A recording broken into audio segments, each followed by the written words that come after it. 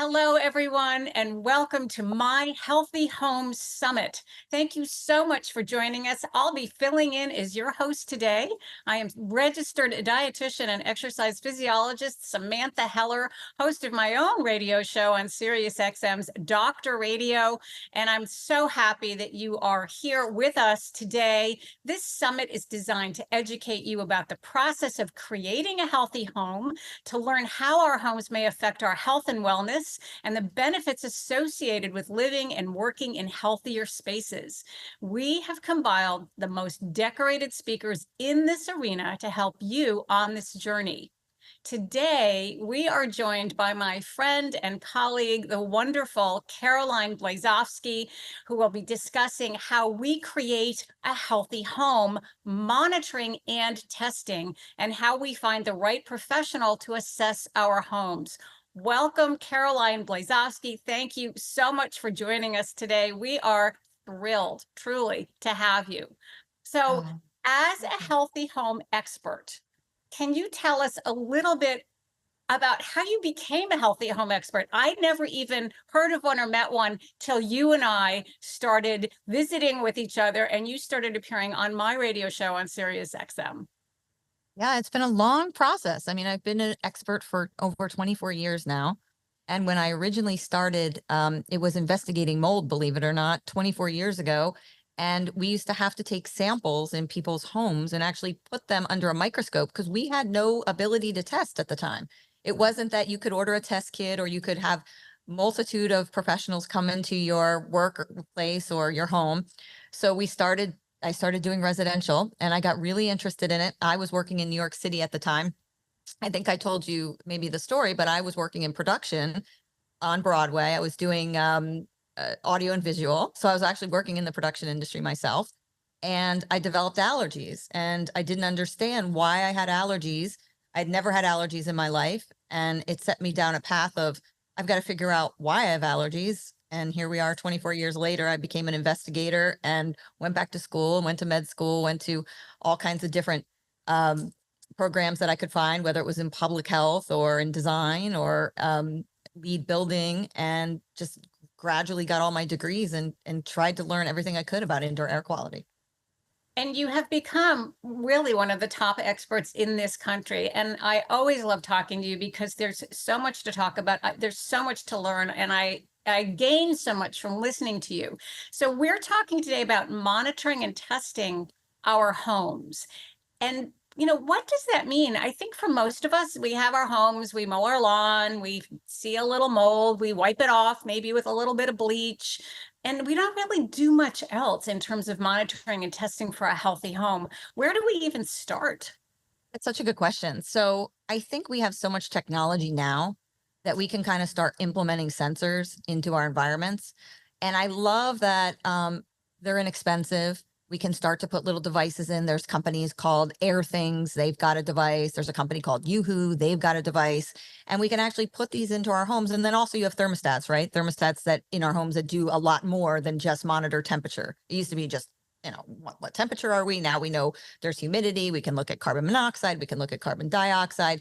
So really getting some monitors in your home and sort of assessing what's happening is a big piece.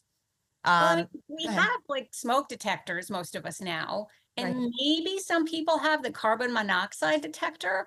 But even with these new sort of internet type thermostats, I mean, I don't really know even. I just do mine for temperature. I don't even know what to turn it to if for monitoring anything. Yeah, and that's a good point. So I think we have to become educated as consumers. And also, if you have your HVAC professional kind of guide you through that, but really start to look at what's happening in your home because there's such a direct correlation between how you feel and where you live. And so when I started investigating homes years ago, I started to develop and see these relationships that kept appearing. So we'd see somebody who was sick and they didn't feel well and they had autoimmune disease, maybe they had allergies, asthma, even things as serious as cancer. And then we would see their home. And there were like trifectas of things wrong. So you had like heavy pesticide exposure, heavy VOC exposure, maybe they had a mold problem. And you started to keep seeing this repeat. Someone doesn't feel good, their house is toxic. Someone doesn't feel good, their house is toxic. And it doesn't take long for you to start sort of correlating these things back together and say, hey, I think we have something here. You mentioned VOC, and for our viewers, can you explain what that is and why it's something we need to wonder about or be concerned about? Sure. So that stands for volatile organic compound. And there are lots of different volatile organic compounds. We have semi-volatiles, and they vary on degree of how heavy they are or how dense they are versus how light they are. But VOCs basically stand for volatile organic compound. And those are things that we find in our personal care products. They're chemicals, they're gases. They basically come off things like fragrance, they come off gasoline, personal care products, your hair dye. Paints are a big one, building products. So there are all these chemicals that sort of get into the air, and some of them and a lot of them can be carcinogenic.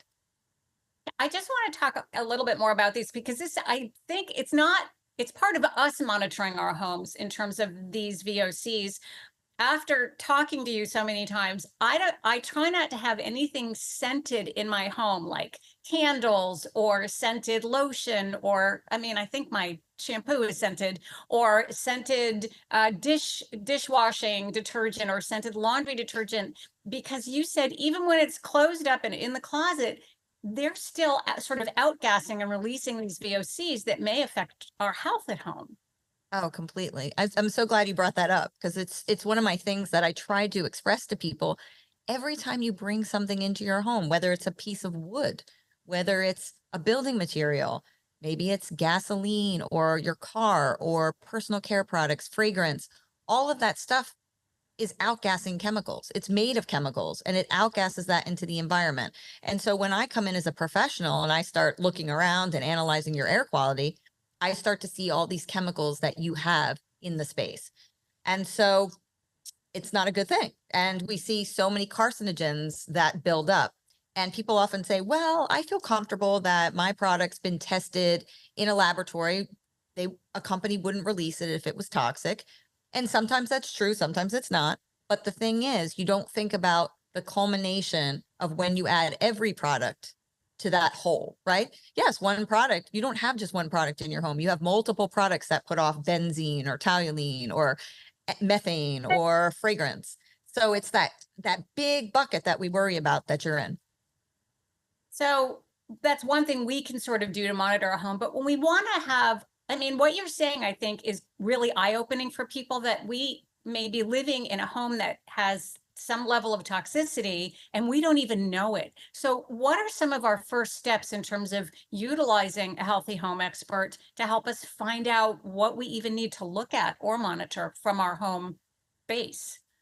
So exactly. And then going back to the monitors that we were talking about, you can really use sensors. So that will check for TVOCs, for example. They actually make a sensor. So if you pick one up and you make sure that it tests for VOCs, it'll give you a number, what we call a TVOC, or a total volatile. That's that big umbrella number over the top.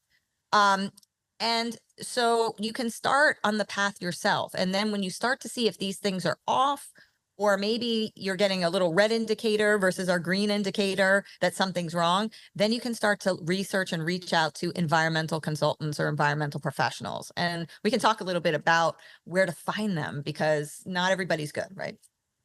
Let's start with that, because I think you're the first and probably really the only healthy home expert I know. And I'm fortunate that I have you and I can contact you and ask questions, and I go to your website and I can learn things.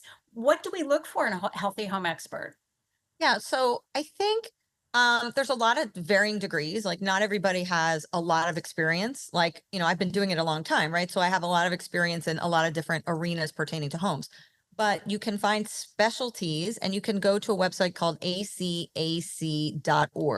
And I love this place and site because they've got all different types of professionals. They have indoor environmentalists certified there. They have your mold remediators, mold experts. You can find environmental allergy consultants. So and they're constantly requiring continuing ed and putting up some sort of testing for you to make sure that the consultant's going to be good. So they make sure they're insured, they make sure that they're doing their continuing education. All of those things are important, and that they've gone through the process.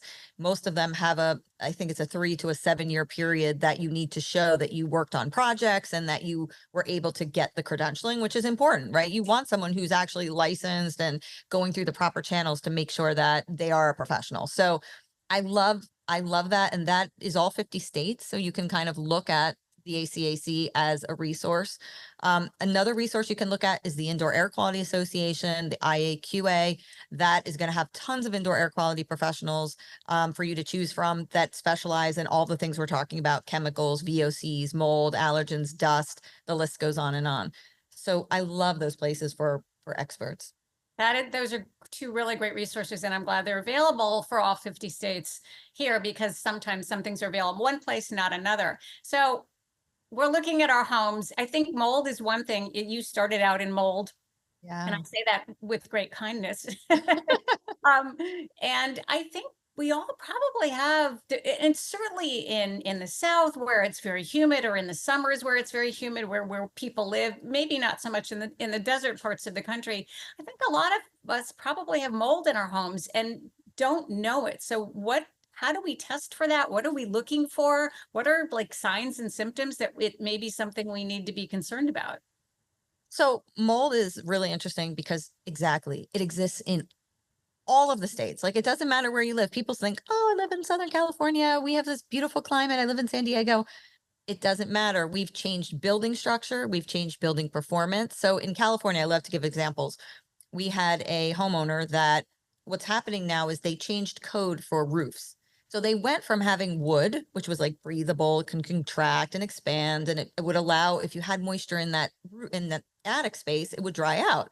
But because of fires in Southern California, they stopped putting wood on the roof for good reason, right? They don't want it to ignite. So they went to more asphalt product. And when they did that, it closed up the building envelope tighter with no breathability. So now you had clients using their air conditioning. It's very hot in Southern California. So they had air conditioned space, cool space with a very hot attic meeting each other, and then you start to condense, reach dew point, and you start to condense on surfaces. So they develop mold in the attics. They develop mold on the first floor, the registers, massive mold problems in Southern California. So you don't Wow. think about it. Florida is a different animal altogether. And Floridians have a lot of their HVAC components. They run air conditioning all the time. It's hot and humid. It's disgusting. So they run all their HVAC in their attic space.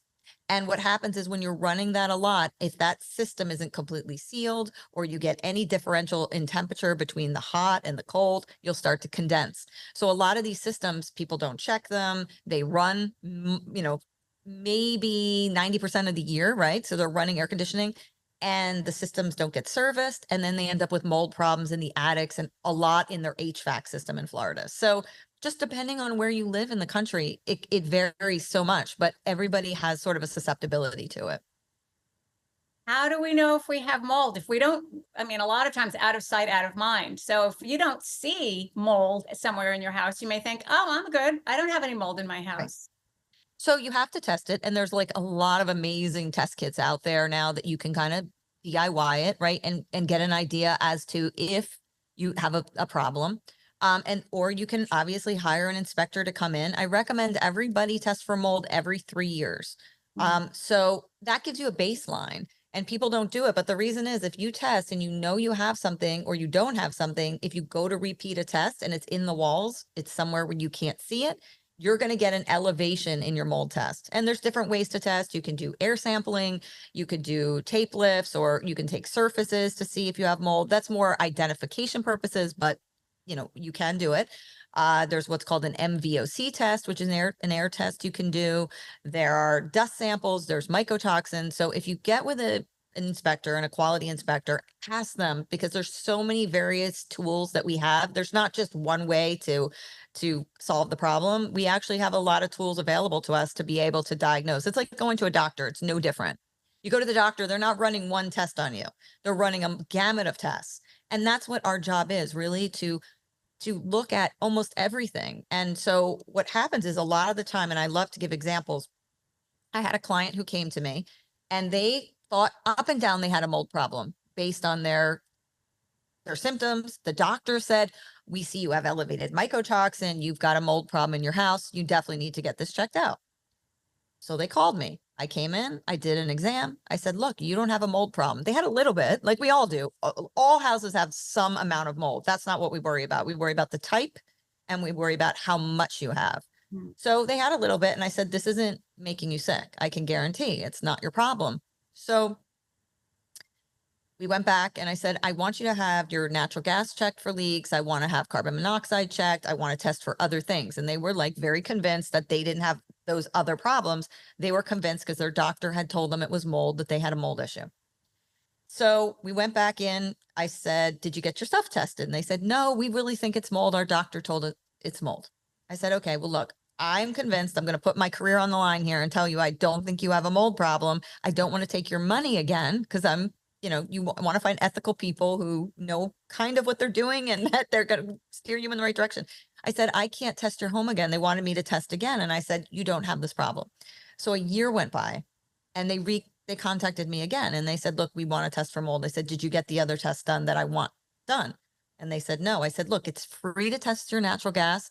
It's free to test for carbon monoxide. Just call your gas company. This is something everybody should be doing. It's very easy to get a leak. It's just you move a piece of stove the wrong way and it comes loose, or your gas stove, your gas furnace isn't burning properly. There's a lot of ways that you can just get natural gas leaks. The ground can move.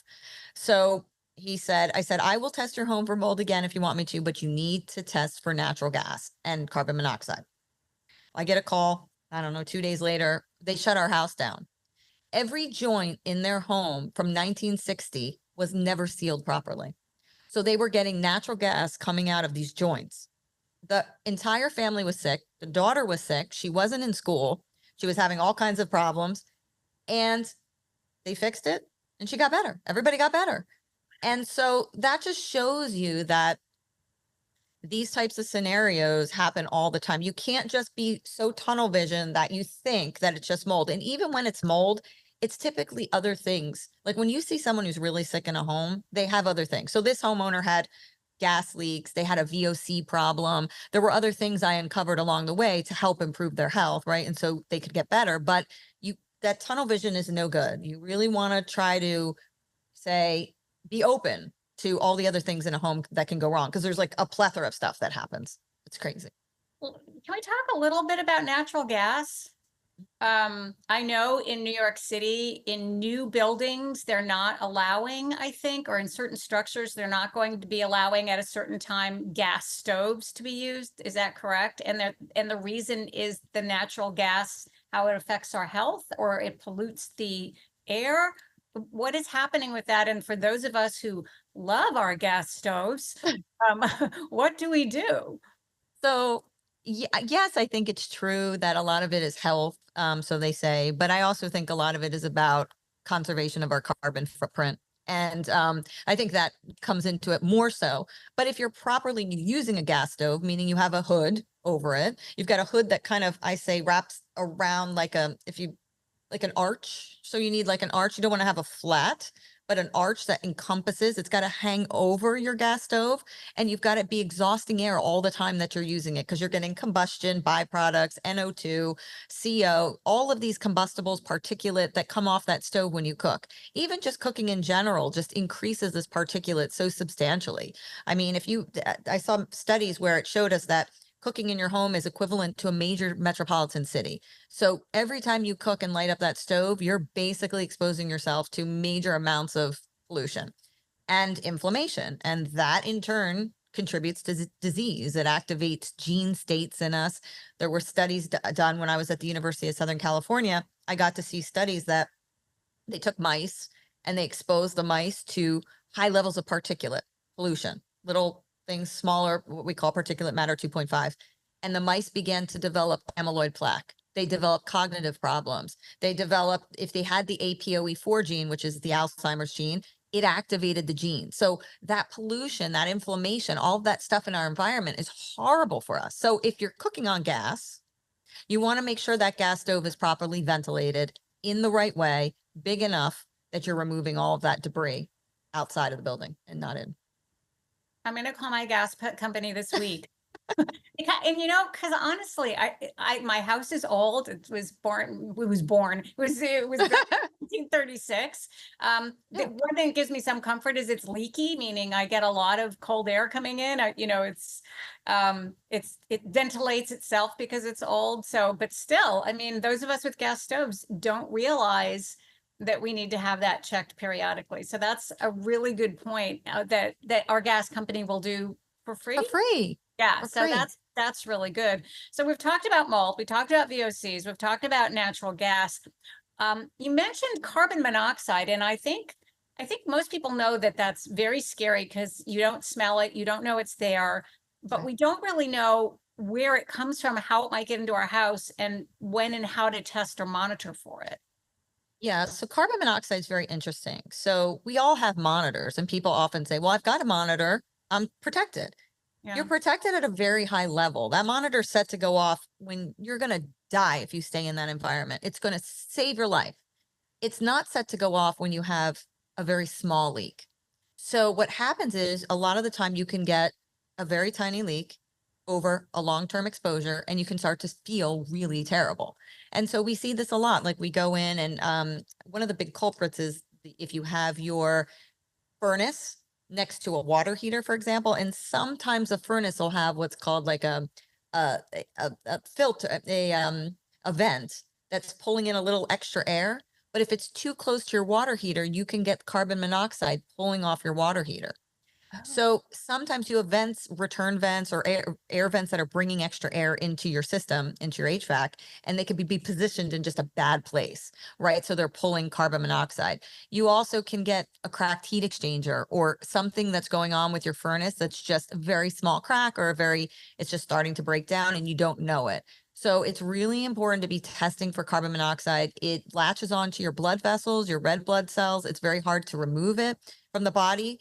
So it's important to be checking constantly. And you can get feeling chronically really kind of sick if you don't monitor for it. So I think it's a great thing to, you might think you're protected by a sensor, but not necessarily. So if our home carbon monoxide tests are only picking up very high levels, how do we get a healthy home expert to come in and measure the carbon monoxide levels to see where they're at? If they're sort of subcritical, it's still something to be concerned about. Are they the people that we go to for Yeah, that or you can go to these monitors that we were talking about, right? monitor? Inside, yep, grab a monitor that does CO, and that's going to take it down to zero point 0. So you'll know if you're just a little bit above or below, Okay.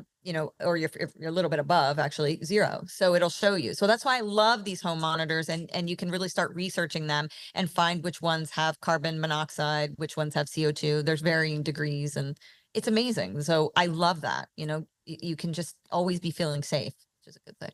What are some of the issues that we need to have monitored and tested regularly that we haven't discussed yet that maybe we're not aware of? Well, I think a lot of us aren't aware of a lot of what we discussed, Yeah. but along the road, what are some of the things we need to have an Mm. eye out for, an ear out for? Because you're the expert. You are our healthy home expert, Caroline Blazovsky. Oh, So we're really thank you. lucky to have you sharing all of this information with us at the Healthy Home Summit. What do we need to know that we haven't touched on yet? I think being open to how many things are really a problem in a home. So let's talk antigens for a little bit because we don't really talk about allergens that much. Like we talk about them, but we don't really understand them, I think. And allergens can stay around for a long time. So if you have a cat, and I know I think you have a cat, but cats, and not just cats, dogs, mouse, horse, it doesn't matter. They all have proteins. And so there's been studies done that when someone had a pet, if they went back to the environment, so say you just left the home the way it was, and then you went away from it for 5 to 10 years and came back, all of those proteins would stay behind. They wouldn't go anywhere. Nothing to break them down inside of our home. No sunlight outside. You've of sunlight, wind, rain, all of these things that counteract things in nature that basically break down things, right? In a home, we don't have that. So if you're not cleaning properly, not dusting properly, not using HEPA vacuums in your home with a sealed system, you aren't going to be removing these antigens and they build up and build up. So I had a client in Los Angeles who had a beautiful home in the Hollywood Hills, like just gorgeous, right? You walked in and you're like, this is like amazing. This is like a palace. And so he had gotten really sick and he had gone to the doctor. He got his scans, he got his blood work, he got all of his testing done, and he just was feeling not well, lethargic, just off, achy muscle pain, that kind of thing. So the doctor's like, look, like everything's coming back normal. I really don't know what to tell you, but there's a woman on the East Coast that you can call, and she basically looks at environmental factors to see if something could be contributing. So he called me and he was in his 80s. So like people would have just assumed that he was feeling this way because he was elderly, that he was just, oh, this is part of getting older. I'm just not going to feel good. And I think that's a key takeaway. Like just because you're getting older or because you've got like a stuffy, wake up every morning with a stuffy nose and just think that's just the way I'm supposed to live. Those things, it's not true. Like you should feel good all the time. And if you're not feeling good, then you want to start investigating what's going on in your home. So he did, and he called me and I said, well, let's do a little like protein and dander test and see what's happening. So I did some basic allergen testing in his home and it came back that he had high amounts of dander. And I said, okay. And I saw they were cleaning really well and they were doing a lot of the due diligence. So I'm like, can I analyze that material to see what it's kind of made up of? Like if you have proteins in there. And he said, sure. So I analyzed it for various things. So it was like cat, dog, horse. I ran the gamut on it because I didn't know. You don't know, right? So you kind of look for a lot of different things, dust mite proteins, cat, dog, horse. And all of a sudden, I get a call back from the laboratory and they said, Caroline, like we have never seen this much horse protein in a home ever. Does this guy have a barn? Like, what does he have in his environment? And I'm like, no, his house is in the Hollywood Hills up in this beautiful, like, location. I said, no. And they said, well, he's got horse protein and he's got a lot of it. It was one of the biggest samples they had ever seen at the lab. The most they'd seen ever, like, I guess, in a residential sample. So I called him and I said, look, this is what I found. And the phone went silent. I thought he was going to think I was like nuts. And he said, I know what it is. It's my massage therapist. She's going out. She has horses and she lays in the stall with the horses and hangs out with her horse because she loves the horse so much. And she's rolling around in the hay in there and then coming in and giving me massages a couple times a week. And that's what it was. And it was making him sick. So I'm just trying to think, did he have to get a different massage therapist? Should she have always just taken a shower and wore clothes right out of the washing machine and dryer before she goes to his house? Was he just so sensitive to that, to horse dander, or that level of horse dander, or both? I think at that level, I think we all probably would have started. But like you said, it's individual, right? Some people she's laying with the horses all the time and hanging out and riding her horse. It doesn't bother her. But it affected him. And so he ended up getting another massage therapist. He ended up HEPA vacuuming his entire house and cleaning everything, like all his tapestries, his textiles, the bedding. I mean, everything that was coming in from her. And he got completely better. So it just shows you we're all individual. Some people, I've had people go to work and they've got a colleague next to them who has cats, multiple cats, and they start having allergies because we're community. We share everything. We can never just think that we're alone. Even if you're doing XYZ to make your environment good, you're always going to have somebody that's superimposing their stuff right onto you because we are a community. That brings me to a really good point. You're talking about cleaning our house and making sure we're doing a good job of it. We have curtains, we have shades, we have rugs, we vacuum, we might do a little dusting. What are most of us missing in terms of cleaning? You mentioned the HEPA vacuum, and that not only, you mentioned this before, and I checked mine. You have to have a HEPA vacuum, but you want to make sure that you're changing that vacuum cleaner bag before it gets, or when it gets about half full, I think you said. Yeah. And you want to make sure there's no particulate around the bag, that it's all going in the bag. So you see, I do listen when we talk.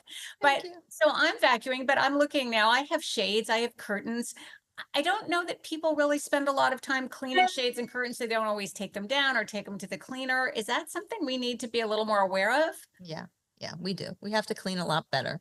But if your grandmother never taught your mom how to clean, and your mom never taught you how to clean. It's something that it's a learned thing. It's not something we go to school for. We don't get any um training on how to do this. And that's why it's important to talk to people in an industry, and because there is an art to it, right? You clean, always start at the top down, and then you dust, and then you do, I love Swiffers. I love anything that electrostatic that allows you to pick up a lot of the dust.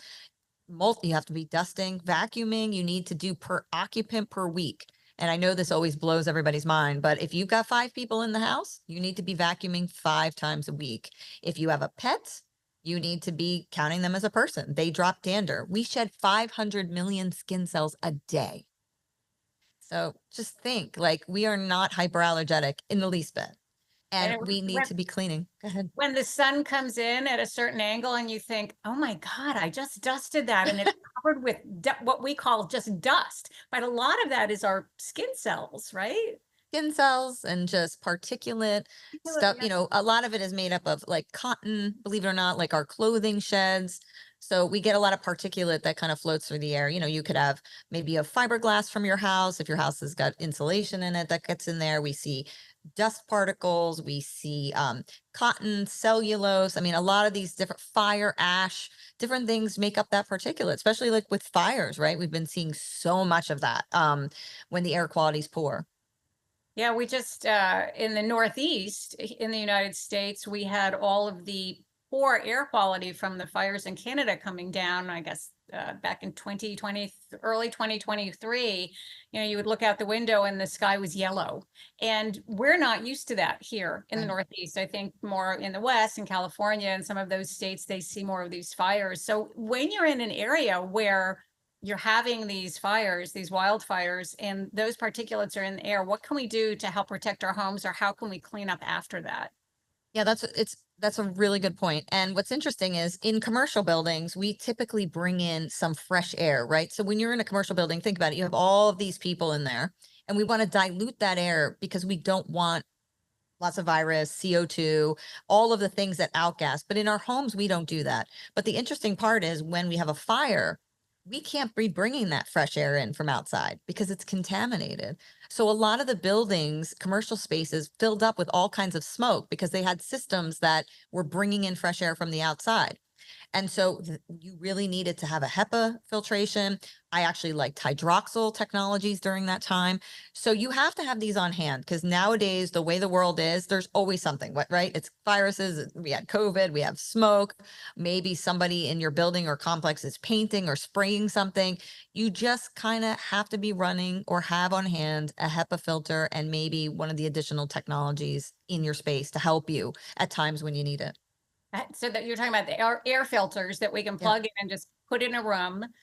They come in different sizes, so they can accommodate different sized rooms. And some Yeah. of them are HEPA, and at least the ones I've seen aren't terribly expensive. And I think cost is an issue for a lot of people. Yeah. And too, like you engaged in some what we call UV technology. UV technology has been around a long time. It's actually a great technology that's been proven. When you're gonna look at these types of systems, you want to talk to people who know about them. And also it's the test of time. What are the studies? What are the white papers that have been done on these technologies? HEPA, high efficiency particulate air filters have been around for a long time being used in hospital spaces. So we know they're good. We know that UV works. UV's just got to be orchestrated in a way that it's correctly installed and the unit's using the device correctly. Because if it's not, it won't work. It's just sort of irrelevant. It's not strong enough. Um, so, do research, make sure you're talking to professionals about these things and finding environmental consultants that know about these topics and they can really help you. And your HVAC companies, people rely on them a lot because they think, oh, my HVAC company should know about air quality. It's not always true. They're kind of mechanically focused, meaning how the system's operating and like they're in the field like fixing things. So they kind of get centrally focused. Some of them do know and they're very knowledgeable, but it's like anything, you kind of have your silo. So I love reaching out to environmental consultants and people in the building industry, building performance. This summit has got 42 experts. We created a summit. I mean, this is your go-to for whatever you need, whether it's building, water quality, air quality, doctors. We're all here to help you. And that's why the summit's so fantastic because they have this resource immediately at their hands. They can just say, I know where to go. And I have to say, Caroline Blazovsky, it's because of you that all of this is happening. Aw, You you know, that make me you have cry. pulled in all of these amazing experts. I've been lucky to fill in for you today as the interviewer and have you be the guest.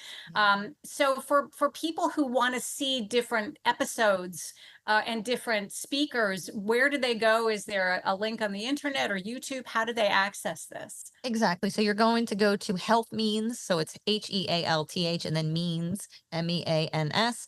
And they've been doing summits about health and wellness for years. I think it's over 20 years. So these summits are designed to help you with different topics. This one's going to be all about healthy homes. And that's what we're doing today, and talking about your home as a place that contributes to um, problems if you let it. So you really need to be maintaining, I believe when I studied public health, they showed us that the determinants of health, and you probably know this too, the determinants of health, one of the major factors is the environment. But yet you go to a doctor and no one ever asks you about your environment. Very rarely. A smart doctor might say, hey, do you have pets? Do you smoke? Maybe an allergist, but it's very rare. They're more about symptoms and treating symptoms, where the cause is less important. I think if the takeaway from this talk is monitor your home. You are in control. You're going to make sure your health is the best. So make sure you're monitoring for these things and paying close attention, because they are contributing to health effects in your body. And when you really have things that you don't know what they are, and you're feeling a certain way, and you're getting headaches, or you're getting stuffy, or fibromyalgia, or achy, or whatever it is, or autoimmune disease, look at your environment as a source, because we know that it is. Caroline Blazovsky, the My Healthy Home expert, My Healthy Home. Thank you so much for joining us today. This was so instructive, so helpful, folks. She's the real deal, experienced, evidence-based, and you can always tune back in and listen to this again, I believe. Is that right? Sure. Yeah. It's free during Earth Week, so anyone can get the summit. So we're here, for 7 days, 8 days. Wow. Thank you so much. And hey, everyone, stay healthy, do the best you can, be kind to your bodies, respectful to your bodies and the planet and the people around you. And we will see you back on the Healthy Home Summit next time. Thanks. Bye.